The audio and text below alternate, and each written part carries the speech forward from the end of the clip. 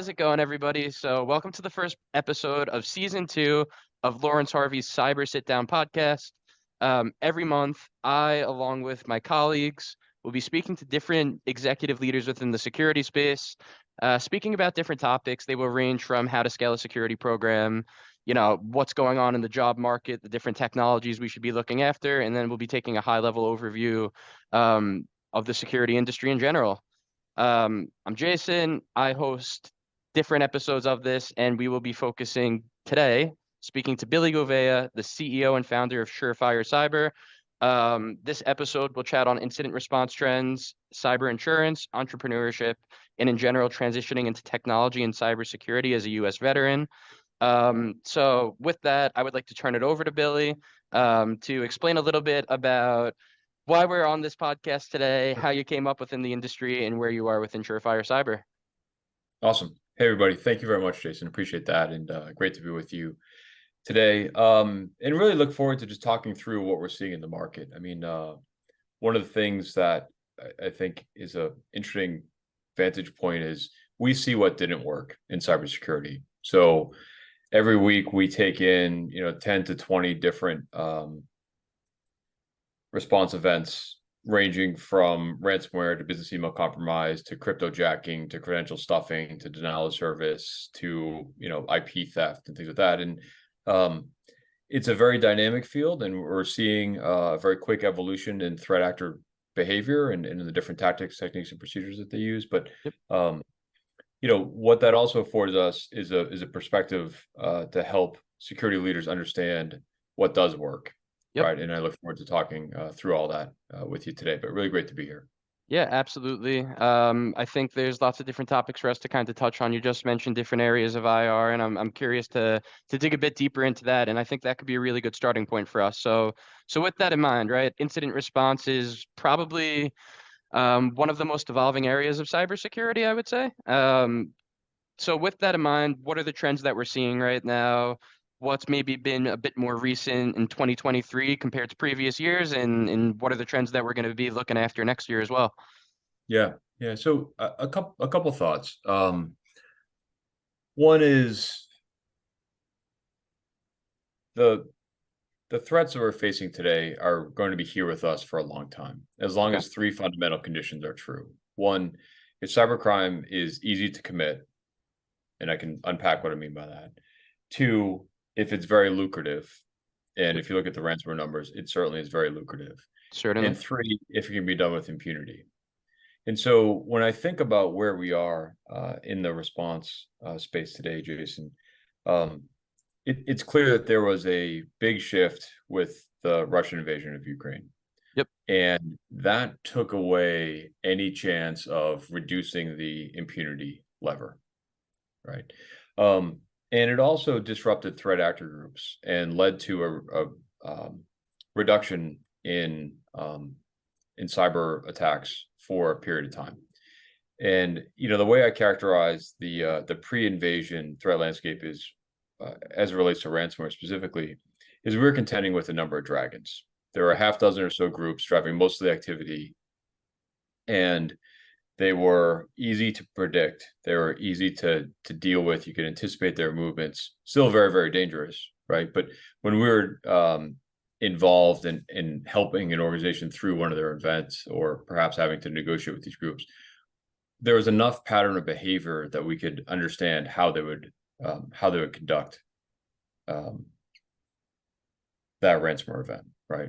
Right. After the invasion, those dragons disintegrated, and we then were faced with a bunch of different snakes, right? So we had code reuse, right? Some very sloppy encryption tools, a lot of struggles with decryption in times, very unpredictable negotiating behaviors, very erratic demands, right? So you have a small organization with a $20 million demand, or a large organization with an $8,000 demand, a lot more difficult to anticipate. And so where we are now is that there have been a few dragon groups that have recoalesced, but there's still a lot of snakes in the threat landscape, if that metaphor makes sense. And so it's much more predictable. It's much more difficult to predict, and much more dynamic for our responders to contend with. Yeah, I mean, that is definitely in a lot to unpack there. I guess going off of that, then at the very end you mentioned it's a lot more for responders to contend with, right? So um I guess what are responders doing now to contend with these things, and what are some of the technical competencies that people have had to learn over the more recent months to be able to successfully deal with these incidents? Sure. Yeah, thanks. Let me layer on another consideration is AI, right? And we're seeing generative AI being used by threat actor groups. Phishing is certainly much more mature. Yep, We can no longer rely on poor grammar to help us detect phishing emails, right? yep, Um, in the negotiations themselves, if we look at the transcripts, it's clear that ChatGPT has generated some of the negotiation transcripts that we're seeing from the threat actors. wow, Um, yeah, we're also seeing times when threat actors will use generative AI to develop code to make certain exploits easier or more difficult to detect. So, there's certainly been a jump in threat actor capability as the ease of attacks, as I mentioned earlier, right? As the ease of attacks becomes ever more increasingly easy. absolutely. And you mentioned obviously like you're seeing that that language is created in ChatGPT. Is it what's the right way to even put this? I feel as though when people are using ChatGPT, at least, for business practice and what we do, you can kind Yeah, of tell, right? You can see sure. when something has that ChatGPT-esque writing to it. Yes. Is that the case in your world? Like, how do you kind of decipher that then? Yeah, I mean it's very much just having the eye of an informed reader and recognizing like, hmm, the the polish of our threat actors communication style just went way up, Yeah, yeah, yeah. and there's a lot more detail than I've ever seen before. Yep. And then we'll run things through certain models and be like, that's really interesting. So for example, it's pretty common when we're negotiating to use very short phrases, very avoid long words. We'll run it through Google Translate a couple times, in both directions to make sure it comes back okay, because Yep. we really want to minimize the potential for misunderstanding.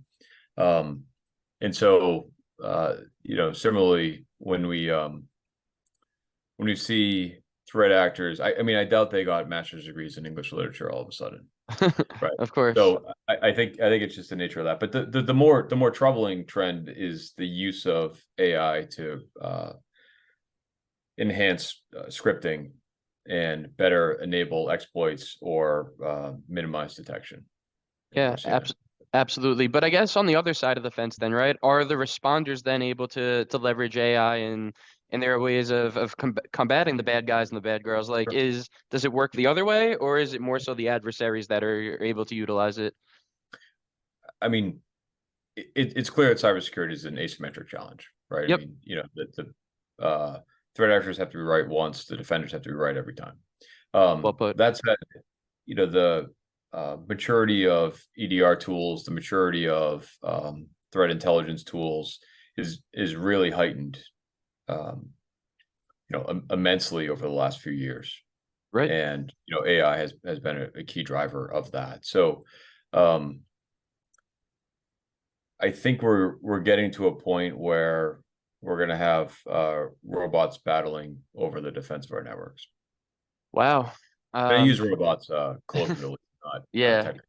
No, I hear you. It's an interesting time. I guess with that in mind, then obviously like we're going to see an increase or in a continuous need for these security practitioners and people to jump into the field because yeah, these events are going nowhere. It's going to keep happening. So I guess with the adoption of AI, that yeah, we'll see more and more of it. And with that in mind, then obviously like organizations need to make sure that they are backed up, right? IR and cyber insurance are going to go hand in hand. I think that's a topic that we should chat about a little bit. So like it's something that I've been seeing a lot on LinkedIn. A lot of thought leaders are chatting about it. I would really want your take on it. Like when an organization is going to essentially choose a cyber insurance policy, what are the factors that should be in place? What should they consider? Talk to me a little bit about your overview and thoughts on cyber insurance. Sure. And just to provide a little context, we work very closely with insurers to handle their cyber claims, right? So, I mean, we have a that perspective on the market, Yep, and every day we're working shoulder to shoulder with uh, insurance companies, the law firms with whom they partner, yep, and in many cases the brokers as well, in order to support organizations through events, right? So, um, a few thoughts. One is 90 something percent of an organization's cyber focus, measured in dollars, measured in effort, measured in board minutes, is around reducing risk likelihood, right? correct. Um, I think it's quite prudent for organizations to focus on what they can do to reduce risk magnitude, right? And so, that starts by working out how you're going to transfer risk and how you're going to get access to resources to help you manage the likelihood of an event should there be one, right? And any study that looks at the percentage of organizations affected by cybercrime, particularly ransomware, over the last couple of years indicates that the likelihood is rather high. I've seen all kinds of different numbers, but all of them are deep into the double digits, right? Got it. Um, and one thing that's often mistaken is cyber insurance does more than just transfer the risk. It also provides access to experts to help you with that. So I mentioned the law firms, I mentioned the response firms like Surefire. Yep, Also, forensic accounting experts to help you measure the business interruption and the loss there. Crisis communication firms. There's a whole suite of capabilities you can get from your cyber insurer, right?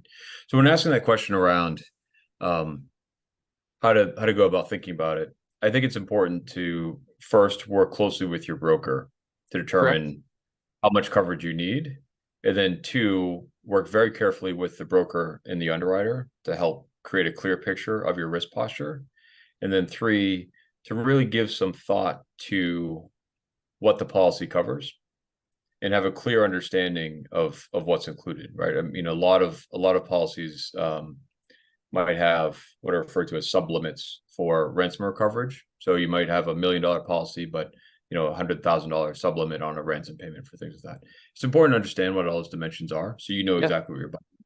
And yeah, then fourth, figure out as you go through your incident response plan and exercise that, think about what are the trigger points to notify your broker and your carrier of an event. Figure out how you're going to get access to legal resources, access to technical forensic resources, and things like that, and just walk through that whole chain. But look at your carrier as a partner, not just a payer.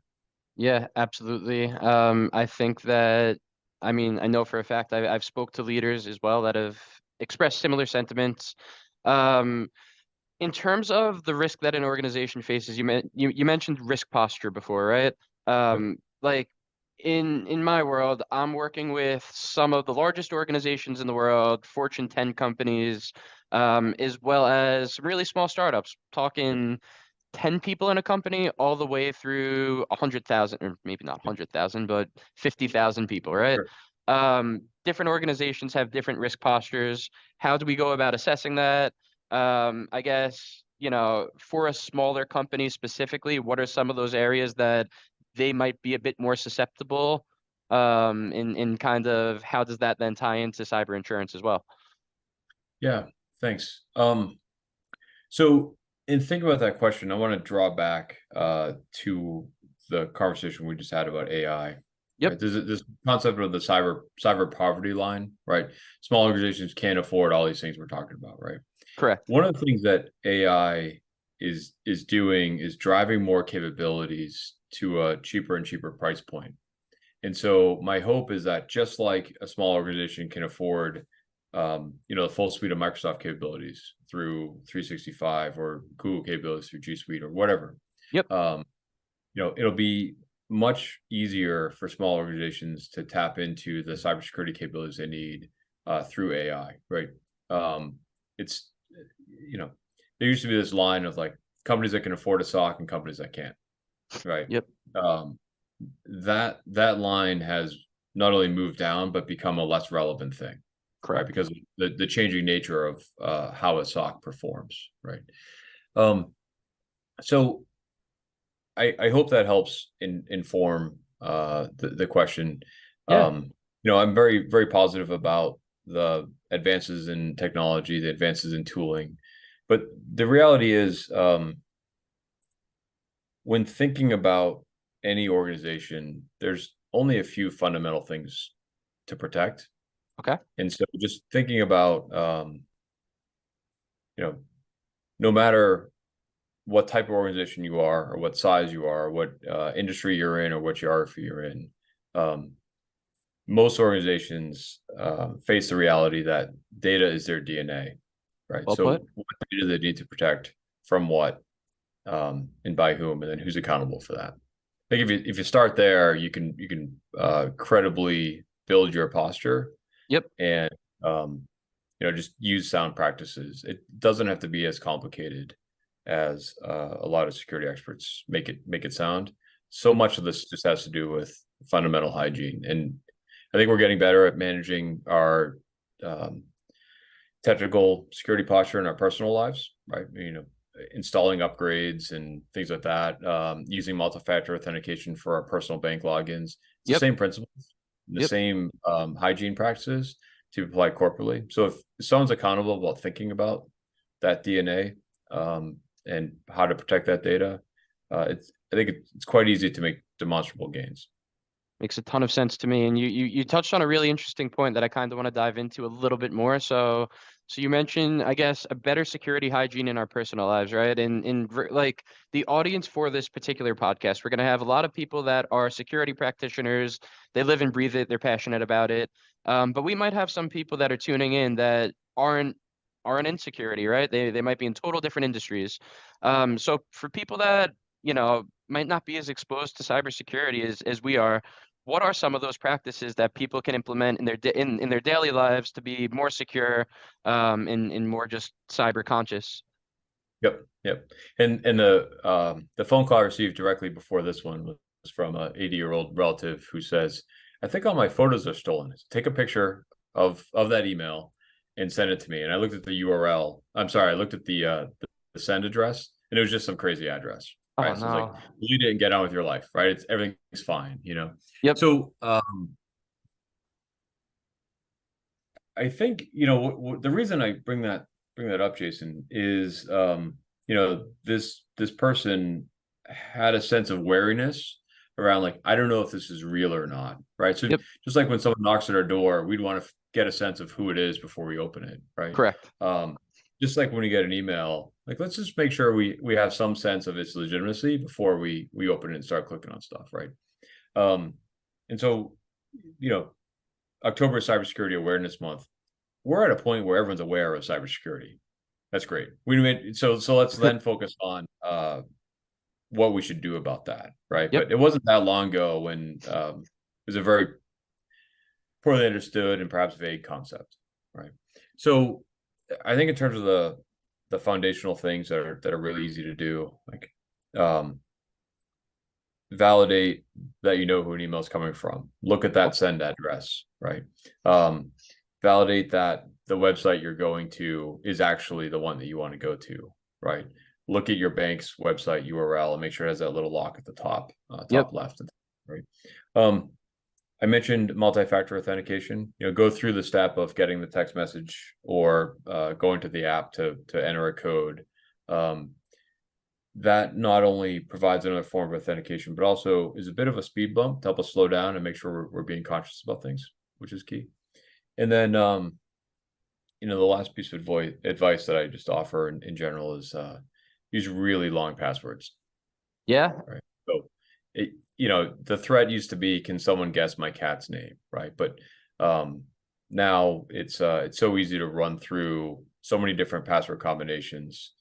And if you think about, you can run through every 6-digit combination in a few seconds. Right. If you have a 20 different digit combination, it takes, many weeks to run through all those, right? So Yeah, it's a really long password. that makes sense. I actually saw a graphic on LinkedIn. It was some really intricate chart about like the amount of characters, capital letters, lowercase letters, all these different ways that you can create a password, right? And it was pretty much the length that it would take for I don't know if it was even AI or adversaries in general to be able to figure that password out. So yeah, I hear you loud and clear. That's something that I'm super conscious of in my own personal cyber hygiene. And obviously being a cyber recruiter for the past 4 years, like it's opened my eyes to these things, honestly. I think that that's one thing that I really like about the market and area that I recruit in is I would like to think of myself as somebody that's pretty security conscious and overall. So I think that integrates really nicely with the people that I network with day to day, and everything that you just mentioned right there. So this all makes sense to me, and thank you for that, Billy. Yeah, of course. And let's just do a quick test on how cyberific you are, Jason. Oh, How, here we go. what is your password? I'm just interested in learning how long it is. So it's Billy at Surefire 123 with an exclamation point, but the exclamation point's there, of course. Oh, good. So it has a complexity. All right, Yeah, that's a yeah. medium one. Yeah, I like it. I like it. Nice work. Exactly. Yeah, there you go. But no. I definitely have a couple of them and I change it up a little. Different passwords for different platforms, super conscious of it. But thank you for that again. As we approach probably the back end of the episode, one thing that I definitely wanted to touch on, Billy, was the concept of entrepreneurship within cybersecurity. Um, in your background, right, coming from a previous firm in a high level security leadership role to then pivot, take that next step and really build out a security company. That has a lot to it. There's different challenges, different areas that you have to navigate. Talk to me a little bit about the thought process in doing it, what led you to kind of pulling the trigger on doing it and the different pros and cons of it. Yeah. Thank you. I'll say that we're still very much building out our firm. I think we're in the third inning as far as things go. It's been just a tremendous experience, and I'm really grateful for Yep. the opportunity to do this. I guess when I think about entrepreneurship, it's really important to reflect very deeply on why you want to build a company, right? Yep. The world didn't need another response firm. I was just of the view that there's a lot of great companies in our market, but there are some structural problems that demanded new market participants to address, right? Which is another way of saying current companies that are already doing things successfully don't have the same impetus to change necessarily, right? And so Well put. um, I thought that there are some changes that would improve the outcomes that those hit by cybercrime deserved and demanded. And I was fortunate enough to um, find the right support and the right coaching to allow me to build this out. But when I think about entrepreneurs and talk to people that are in different stages of the process or considering it, say really work out clarity of purpose, right? And why you want to build a firm and what's going to make you proud as that firm develops, and then keep that as a touchstone to come back to. And it's something we talk about internally all the time, right? It's Yeah. just hey, I'm really pleased to have had the opportunity to help hundreds of organizations through these events. The work that we do is deeply meaningful, and it's an honor to be called in to help companies through a crisis situation. In some instances, an existential situation. So, Yeah. um, I think it's a big part of our why, right? Yep. And I think that has helped not only give us focus, but also give us energy as we go forward. Absolutely. Yeah, I mean, it's powerful. I like what you mentioned kind of with the organization's ethos, right? Keeping that at the core of what you're doing and keeping that reminding that to the different employees in the organization at all levels as well. Um, when you opened up that answer, you mentioned that Surefire, like there's lots of IR firms out there. Surefire are able to, essentially come in and execute similar work, but maybe there are a couple of different practices that are going to help differentiate what you guys are doing compared to a couple of different types of firms out there. What are some of the things that Surefire are doing right now that might be a bit more cutting edge and uh different, and what's going to cause the waves in the industry there? Yeah, thanks. It starts with our use of technology Cool. and our focus on scripting together a number of tools to accelerate the process, which we're hopeful can lead us to provide a faster set of outcomes, right? So, if we can provide forensic findings within a day or two versus a week or two, it takes a lot of stress out of the event for that organization going through that. It reduces their business interruption, allows them to get back in business and provide products and services upon which we all depend. Um, it reduces the cost of claim for the cyber carriers, providing that. It also changes the role of our responders, right? So we think about this is such a talent focused field, Yep, as you really know very well. absolutely. Um, and I think if we can scale through scripting and allow automation to execute a number of the repeatable tasks, it changes the role of our experts Yep, to being less focused on, executing the forensic acquisition, triage, analysis, and a lot more on guiding clients through a set of difficult decisions, and then helping correct. to improve their security posture, fortify their defenses, and figure out what they need to do going forward. Makes a ton of sense to me.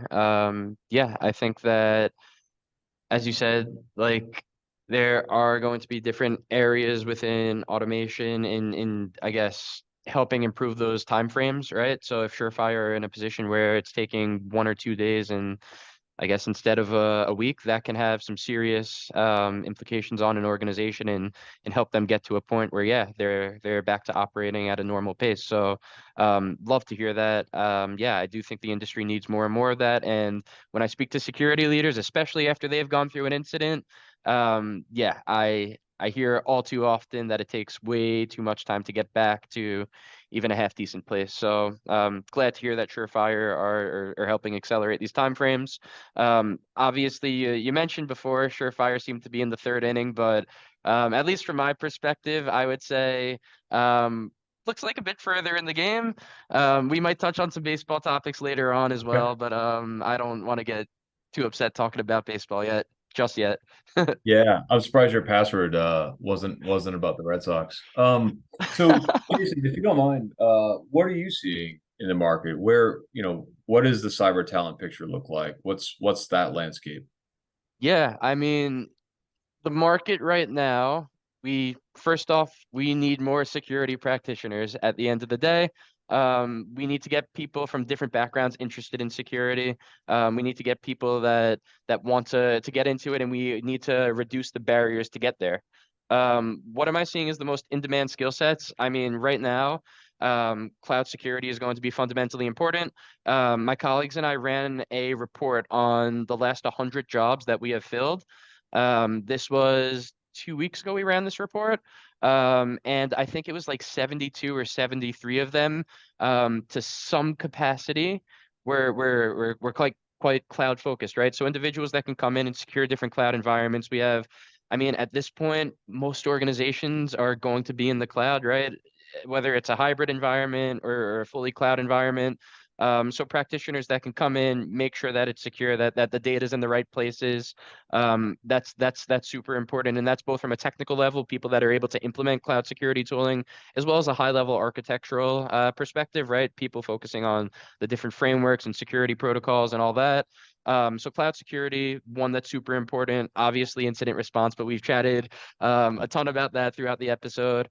I would also say the ability to combine software engineering and cybersecurity. I mean, my God, that is a challenge in itself, but people that can write the code, understand kind of how to write it in the most secure manner, how to break down code as well. how to exploit code and find the vulnerabilities in it. That's not going anywhere. So yeah, obviously this all then ties into the wider cyber ecosystem, right? But yeah, that's a little bit about that, and I'm sure that probably ties into your world and what you see within both, you know, internally at Surefire and your clientele. That was a pretty long-winded response, but does that all make sense? Great response. Yeah, it's terrific.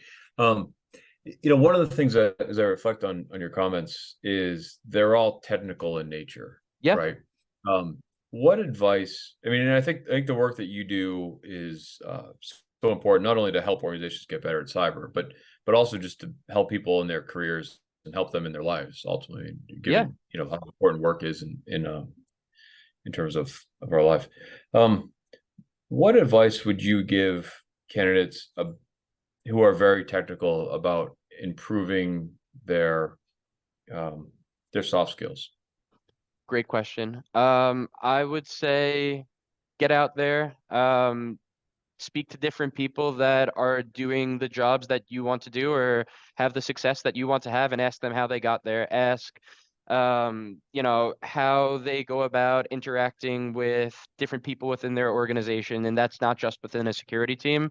That's asking them how they communicate with people on the operation side, on the administrative side. Like, right, I think communication is one of the most important things. So being able to understand different patterns of communication, different people's ways about it, that's super helpful.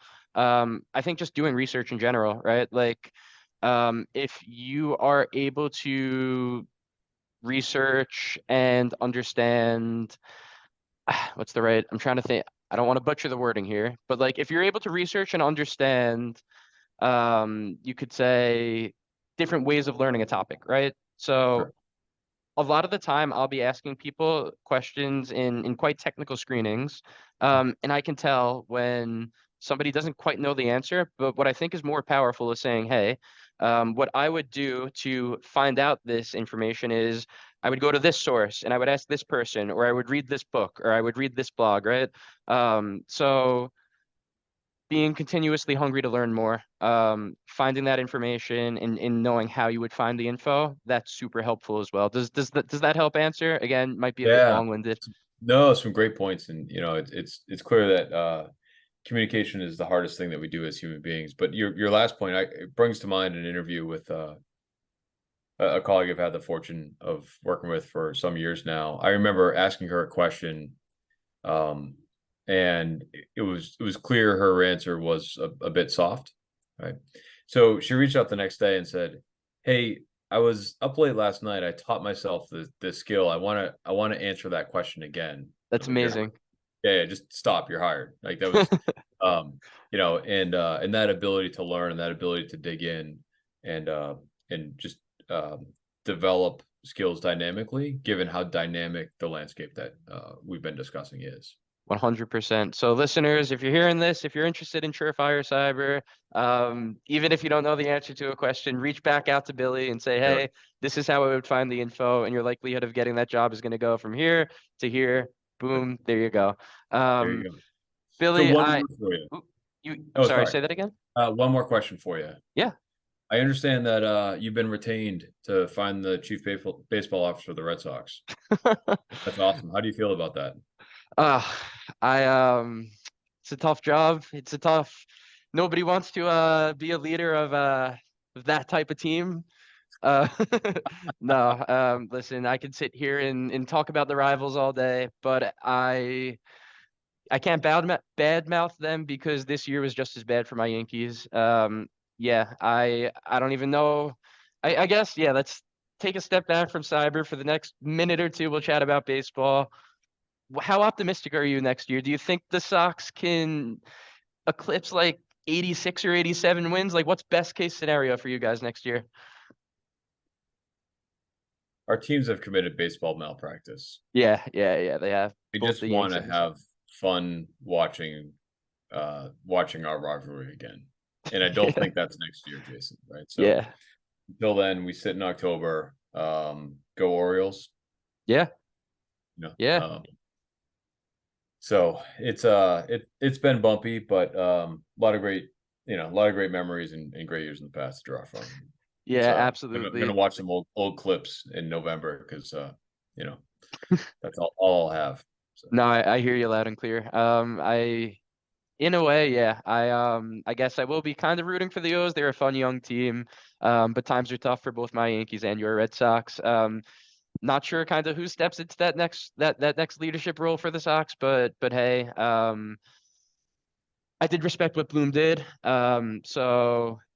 Uh we'll see. A lot of unanswered yeah, questions, but I always appreciate the good Yankees Sox banter that we can have and everything that we're able to bring to the table on that. Billy, the very last thing that I wanted to touch yeah, on, and I mentioned this in the intro, so it's important that we briefly chat about it, right? You come from a U.S. Army background, is a captain, right? I think that a lot of the people that I speak to transitioning into cybersecurity, quite often we see people transitioning from a U.S. military background. What are some specific tips? Like, there's lots of skill bridge practices out there and programs, but what are tips for people transitioning? What are some of the soft skills that they can leverage to be able to then effectively work in more of, I guess you could say, a corporate security environment, and how can they go about doing that? yeah. Thanks. A few thoughts come to mind. One is I feel like as a veteran, I'm part of the biggest and best fraternity in the world, and we need Well to help put. each other, Yep, right? Like, um, there's many times when I'll see a resume of someone who's not quite qualified, coming out of the service. I mean, the skills just don't line up, but I still want to reach out and try to be helpful. And similarly, so many veterans have helped me along along my path, right? yep, And we have a few veterans on our board, and I think I'm just so grateful that they understand a bit about where I'm coming from, right? for sure. So that's the first thing. The second is some people see the challenge of translating their military skills into the commercial sector as a drawback, and I think you know it's also a great strength, right? And there's a Right. lot to draw from that, and that has to do with a certain mindset, a certain. I mean, I think about the work that we do every day is at its core crisis management, Well right? put. And so just understanding how to keep a perspective on things, understanding how to operate through stressful situations, that's something that I can count on most veterans to do very well, right? Yep. But there's also this tenacity that I feel like is part of that mindset, and that's a great attribute. And so, what I'd encourage veterans to think about is use those strengths, talk about those strengths, portray them as exactly that, and don't think about the translation challenge as a drawback. Think of it as an opportunity to take what you've done to keep us safe and free, Yep. and use it to help organizations stay secure. 100%. I respect that mentality. I can agree with that mentality. And thank you for that. I think that there will be people listening to this very episode that can benefit from hearing that, and it's super important to hear somebody like yourself mention that. Yeah, like it's really fulfilling in my line of work being able to place people into different roles and help them achieve that next spot in their life, right? That next step.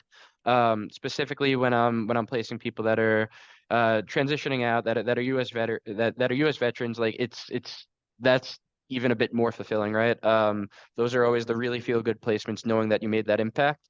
And yeah, it's super helpful to understand, I guess, or approach it with that mentality of look at it as, I guess, yeah, a skill rather than a challenge. Thanks, Billy.